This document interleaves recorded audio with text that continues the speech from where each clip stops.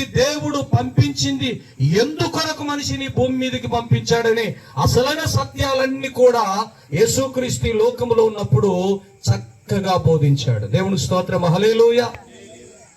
ఆయన బోధిస్తూ పరలోకం ఉన్నదని బోధించాడు, బోధిస్తూ నరకం ఉన్నదని బోధించాడు, బోధిస్తూ పరలోకం వెళ్ళాలంటే కావాలని బోధించాడు, నరకానికి వెళ్ళాలంటే పాపము చేసిన వారు ఖచ్చితంగా నరకానికి వెళ్తారు, అది పాపులుండే స్థలం అని చెప్పాడు. మీకేం కావారు?